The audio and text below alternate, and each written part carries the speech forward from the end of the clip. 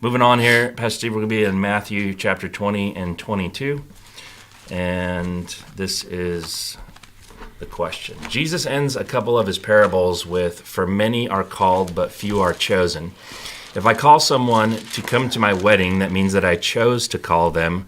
So call and chosen seem to be the same thing to me, but why make the distinction here? What does Jesus mean by chosen? Let's say God calls me and my friend Tom. I say, I'll come. Tom says he won't come. Why would that mean that Tom wasn't chosen? Seems he was chosen because he was called, but just decided not to accept the invite despite the chosen status. I don't get it.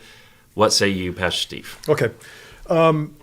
Jesus explained himself in the passage. You're referring to the wedding feast in Matthew chapter 22. It starts out with Jesus talking about a king who arranged a marriage for his son. He sent out his servants to call those who were invited to come, and nobody wanted to come. And so what ends up happening is the king hears about it. These guys even end up killing the ones who are inviting them to the wedding feast. When the king heard about it, verse 7, he was furious. He sent out his armies, destroyed those murderers, burned up their city. Then he said to his servants, "The wedding is ready, but those who were invited were not worthy. Therefore, go into the highways, and as many as you find, invite to the wedding." And so they went and found both bad and good, and the wedding hall was filled with guests. He compelled them to come.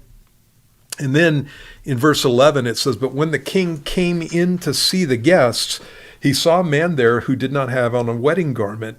So he said to him, 'Friend, how did you come in here without a wedding garment?' And he was speechless. Then the king said to the servants, 'Bind him hand and foot, take him away, cast him into outer darkness. There will be weeping and gnashing of teeth, for many are called, but few are chosen.'" And so what you have in that passage is the explanation of the difference between being called and being chosen. And so they were all called, including the guy who came in without the wedding garment. And the wedding garments apparently were provided by the king, and this guy just decided, I don't need the wedding garment. I'm going to come into the wedding feast in what I'm wearing, and he decides that he's going to basically flout the idea that, or flout the command of the king in what was taking place with the wedding. And you could see the illustration here in the sense of salvation. Everybody's called to salvation. But you have to approach the king in the way that he commands that you approach him. You don't get into you can get in, the picture is you can kind of get into the wedding feast there with your own standards, but what's going to end up happening is you're going to be cast out. There's going to be weeping and gnashing of teeth. And that's because many are called, but few are chosen. So it's the idea of I'm called, but I have to exercise my will in this situation. And in exercising my will, I have to go along with the standards that the king sets up. So when I illustrate this as far as, coming over to my house, there are a number of different ways you can get into my house. One is by coming to the front door and knocking, right? I have a number of doors into my house, though. I have a man door into my garage, and I have a back door.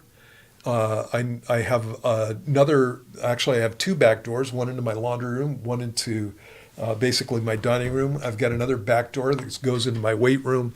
I've got a number of doors going into my house. I have windows, too, and you can come into my house through the window.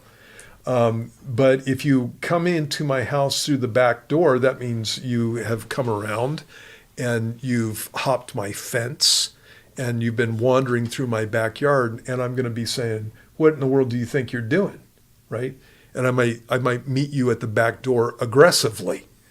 If you come in through my garage door, it's going to get more aggressive.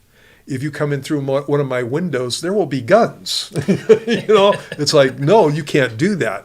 If you want to come into my house, the prescribed way to come into my house is through the front door. And that's not unreasonable. That's completely reasonable. And so that's a great picture of being called and being chosen. When I'm called, God says, I want you to come to heaven. I want you to have a relationship with me.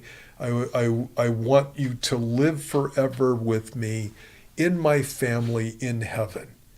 Being chosen is when you are in a situation where you have responded to that call, and in responding to that call, you come according to the prescribed method. This is what Jesus is talking about in this passage. You come according to the prescribed method that God has given. And so a chosen person is obviously going to come to the wedding feast and put on the wedding clothes. And the wedding clothes would be the righteousness of Christ, basically. And so you have to come in that way. Jesus said, I am the way, the truth, and the life. No one comes to the Father except through me. He said, I'm the door. Anybody else who's come in any other way is a thief and a robber. And so he made that principle clear. And so while God wants everybody and he calls everybody, he wants them to come in a certain way. And it's the chosen who are going to be coming in the way that God has prescribed. And this also has to do with God's work in a person's life. But in this context, that's what Jesus is talking about.